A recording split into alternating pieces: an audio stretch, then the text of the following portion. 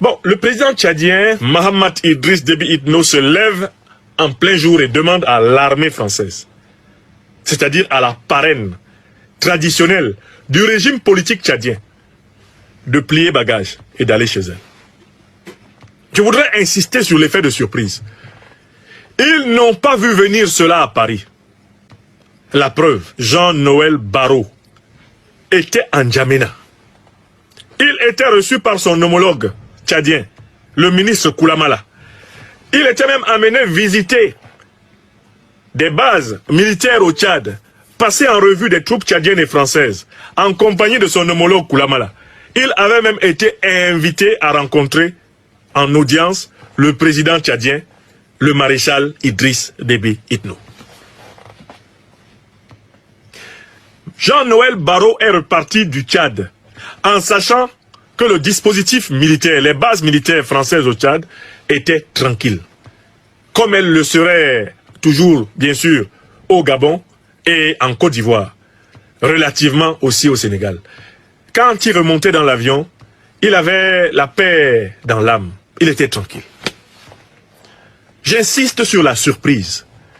Et chez les militaires, une action menée avec surprise est l'action qui a le plus de chances de réussite. Le fait qu'il les ait pris par surprise les oblige à démanteler maintenant, morceau par morceau, leur base militaire au Tchad. Parce qu'en fait, la tentative de résistance qu'on avait observée au Mali, elle s'est conclue par quand même le fait qu'ils ont fini par respecter la décision des autorités maliennes. Ils ont retiré les militaires français. Ils ont tenté de résister au Burkina. Qu'est-ce que ça a donné? Ils ont été obligés de retirer les militaires français. Ils ont tenté de résister au Niger. Là-bas même, ça a été ostentatoire avec l'ambassadeur Ité qui ne voulait même pas quitter le territoire. Au final, ils sont toujours partis. Donc cette fois-ci, la leçon est bien rentrée. Dès que les autorités tchadiennes ont sorti ce joker, les autorités françaises ont compris que cette fois-ci, l'honneur consiste à partir le plus tôt possible. Mais même là, les autorités tchadiennes les ont encore surprises en indiquant le 31 janvier 2025 comme le dernier jour, délai de rigueur. Donc en leur demandant d'accélérer leur démantèlement. Il y a donc d'abord cet effet de surprise. Mais vous pouvez vous demander une fois de plus, mais pourquoi Idriss Déby Itno Mahamat, le nouvellement promu maréchal, pourquoi a-t-il fait cela? Quand il sait que le pouvoir de son père est dû amplement à la France, quand il sait que lui-même son propre pouvoir, on a vu le président Emmanuel Macron venir l'adouber le 21 avril 2021 à N'Djamena. Et l'une des raisons pour lesquelles d'ailleurs aujourd'hui je suis persécuté en France par le régime autocratique du président Macron, c'est parce que je fais partie de ceux qui avaient vertement critiqué ce soutien ostentatoire du président français à quelqu'un qui venait de faire un coup d'État au Tchad. À l'époque, c'était le général Mahamat Idriss Déby Itno. 3 ou 4 jours après la mort brutale de son père. Bon. Donc la question est la suivante. Si on enlève l'hypothèse qu'il est fou, car je ne pense pas que le président Mahamat Idriss Déby Itno soit fou, on est obligé de se dire il y a des raisons pour lesquelles il a pris cette décision. Et j'ai déjà donné une conférence sur les raisons. J'ai donné cette conférence avant le discours du président maréchal Mahamat Idriss Déby Itno. Dans cette conférence, j'avais identifié 5 raisons de sa décision.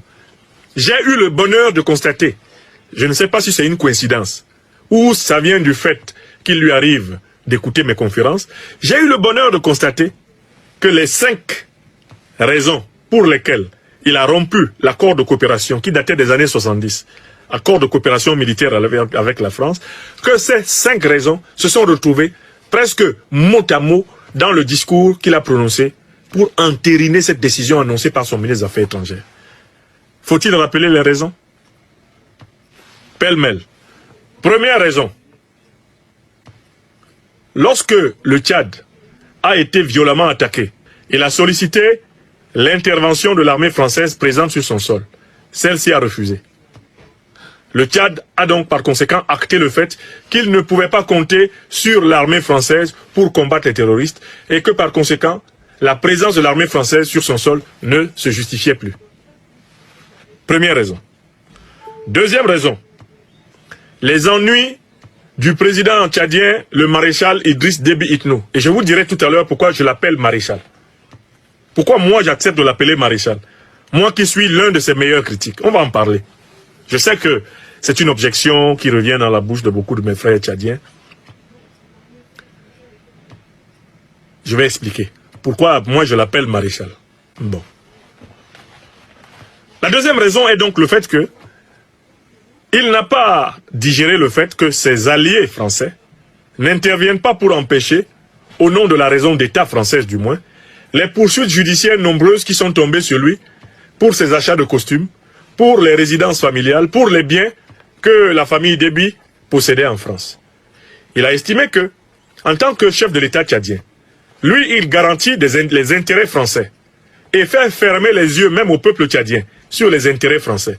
Mais que la contrepartie n'existe pas. Si la France ne peut même pas faire fermer les yeux sur les biens que détiennent les Déby en France, mais c'est pas la peine de continuer à protéger les intérêts français au Tchad, alors qu'on ne peut même pas protéger la villa des Déby, les voitures des Déby, on ne peut même pas protéger leurs achats de vestes et même leurs achats de dessous. Si on ne peut pas protéger ça, ça ne sert à rien. Donc la deuxième raison, c'est le fait qu'il n'a pas vu la partie française lui garantir l'arrêt des poursuites qu'il estime en rupture avec le principe de la raison d'État, le principe diplomatique des intérêts vitaux respectifs. Ça, c'est la deuxième raison. Vous vous souvenez, j'avais dit ça, oui ou non? Troisième raison. La troisième raison est en rapport avec la politique intérieure tchadienne.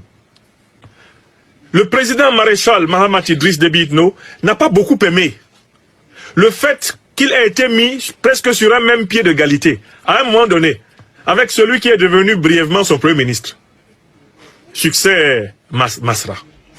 Il n'a pas aimé cela. Il s'est rendu compte à un moment donné que Succès Masra était utilisé pour l'affaiblir.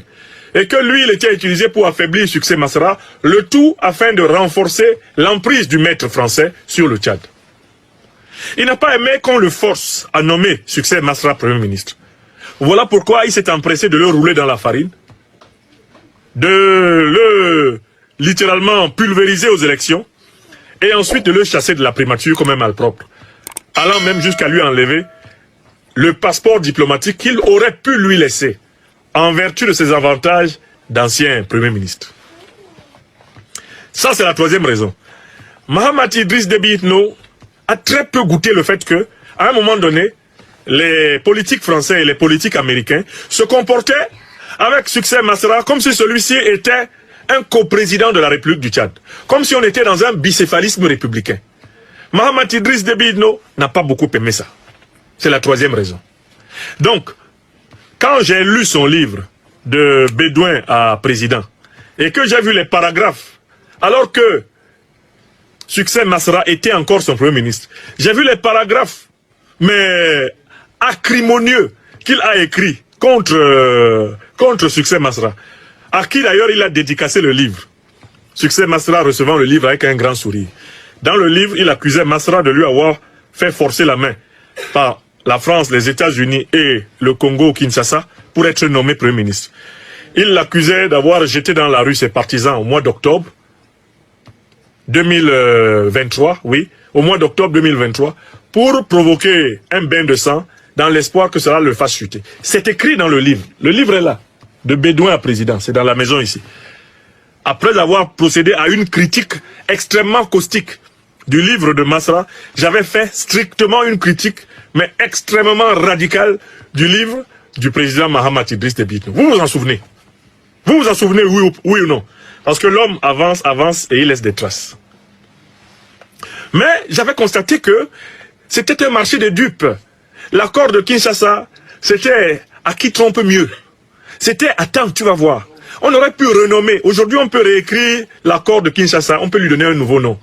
On peut l'appeler attends, tu vas voir. Ce n'était pas un accord donnant-donnant. C'était pas un accord gagnant-gagnant. C'était pas un accord équitable. C'était un accord attends, tu vas voir. Tu vas voir comment je vais te faire.